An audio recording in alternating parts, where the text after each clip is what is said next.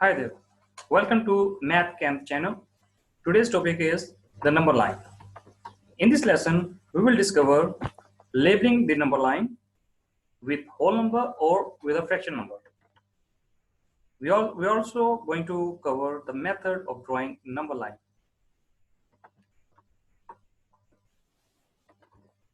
Either we have to label a number line with whole number or a fraction number. The steps are same for both. The main key skill in finding missing number in any number line is to find out value of one jump. If you know one jump's value, then it's super easy to calculate missing number by adding or subtracting that value.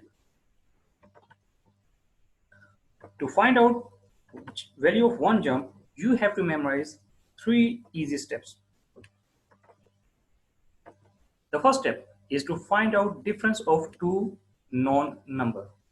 On any number line, you need to see two numbers and you have to take difference of those two numbers.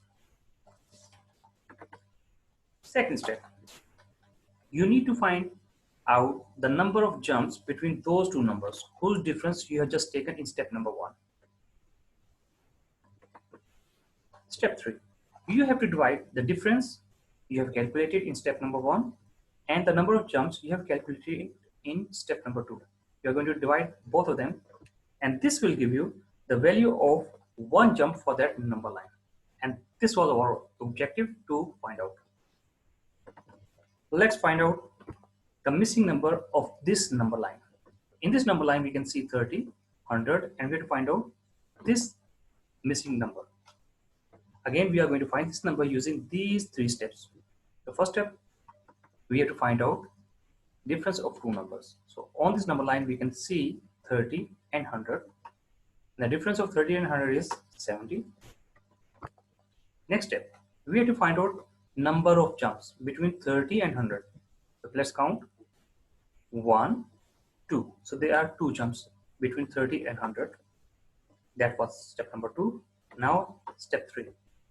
The easy way, we have to just divide difference by number of jumps. That is 35. So this 35 means the one jump of this number line. That means this number line, one jump's value is 35.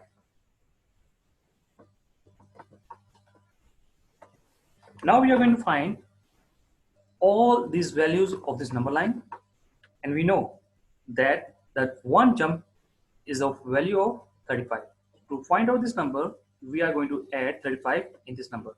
30 plus 35 is 65. The value of this point is 65. 65 plus 35 is 100, which is there.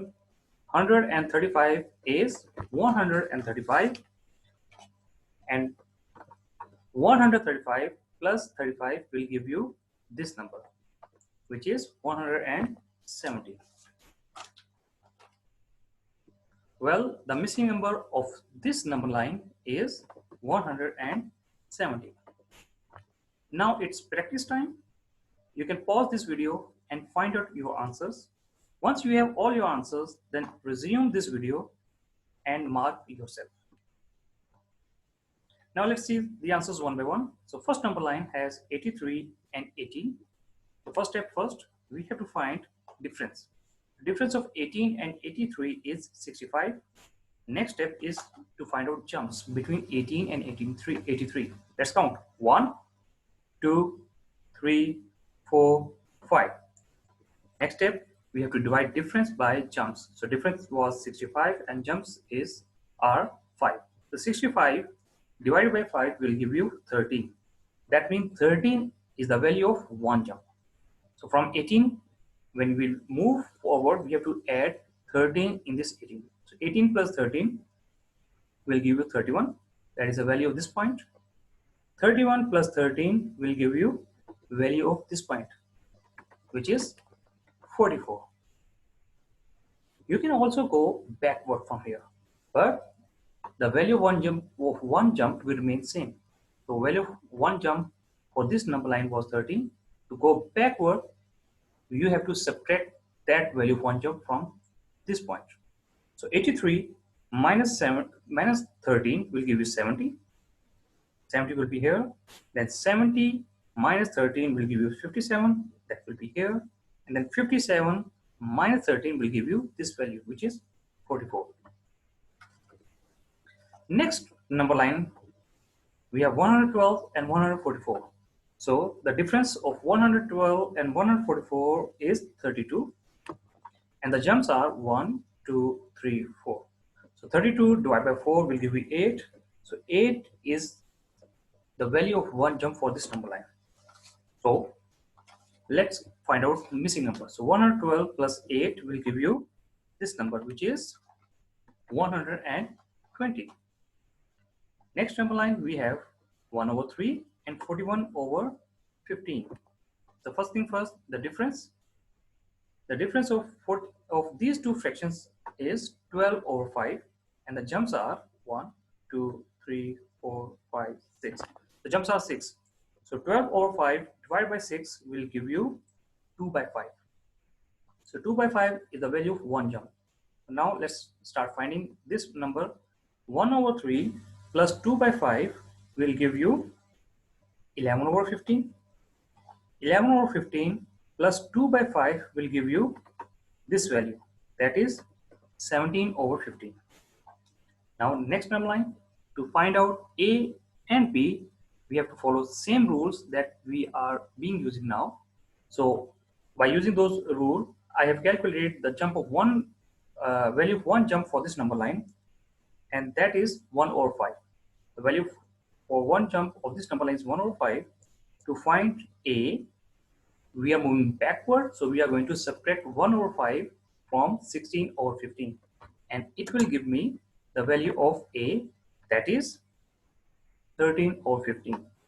And to find out B, I'm going to add 1 over 5 in 5 by 3. So 5 by 3 plus 1 by 5 will give 28 by 15. That is the value of this number line. Now we have a number line and we have to label it using fractions. First of all, we will find out gaps or jumps of this number line. Let's count 1, 2, 3, 4, 5, 6. So this number line has 6 sections or 6 gaps.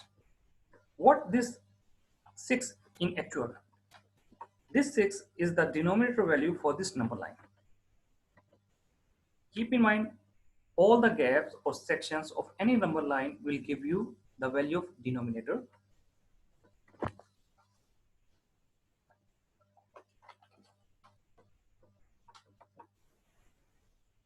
Now, to start labeling, keep in mind, any number line will start from 0 and it will go after zeros and will end at 1. Keep in mind, this is just for a fractional number line. The fractional number line will always start from 0 and will end at 1. So the first value for this point will be 0 by 6. Why? We have 6 sections. The first section will always counted as 0, so 0 by 6. And when you simplify this one, 0 by 6 means 0. So first number of this number line is 0. Next will be 1 by 6. Next will be 2 by 6. Next will be 3 by 6. Next will be 4 by 6, 5 by 6, and 6 by 6. And again, when we will simplify this fraction, we will get 1. So a fractional number line will always start from 0 and will end at 1. Now we have to find out, now we have a few fractions and we have to draw a number line. And we are going to represent these fractions on that number line. That means we are going to learn how to draw a number line here. So to draw a number line, first of all, we have to find out total sections of that number line. And who's going to tell us of total sections? Yes, the denominators. The denominators of this fraction will tell us how many sections that number line should have. Well, in this example, all fractions have different number line, different denominators. So to overcome this problem, we have to find out least common multiple of these numbers. So LCM of 3, 4 and 2 is 12. That means the number line over here will have 12 sections.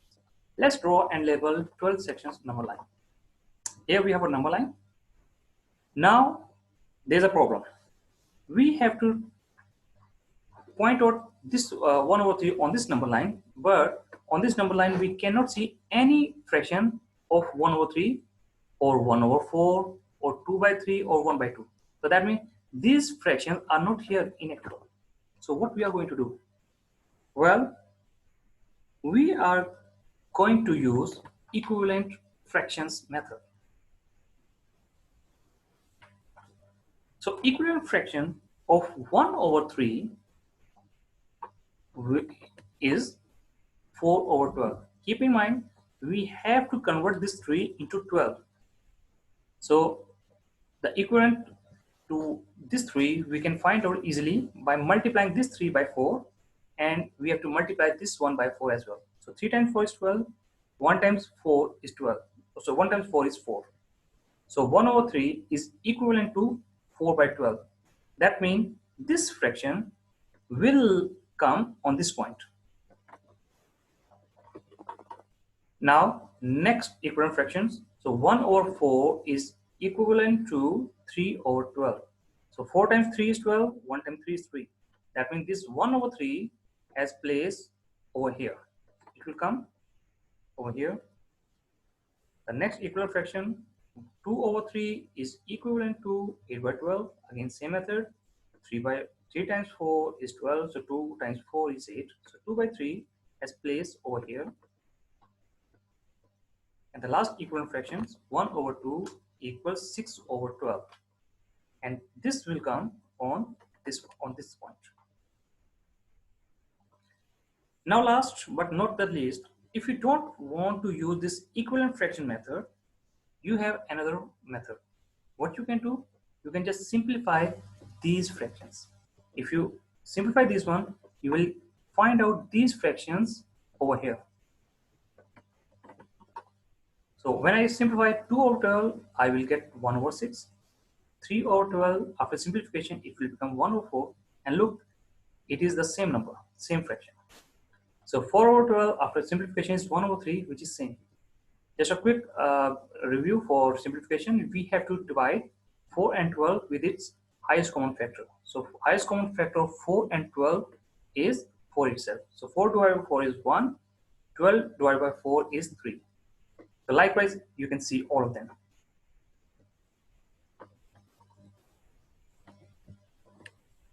Now again, practice time. You are going to label all these alphabets on this number line, and you are going to pause this video, find out your answer, write your answer. Once you have your answer ready, you can resume this video. Well, let's check out your answers with mine. So A should go to that point, B will go there, C will go there. I hope this question is right. Okay, let's check question number 2. So D has position over here, E's position is there, and F will go there. Again, I'm sure that you have done this question right. The last question, you can check position of G, H, and I. So I am sure that you have done all these questions right. I hope you have fully understood this topic. Keep watching this channel for more concepts and knowledge. Take care. Thank you. Bye-bye.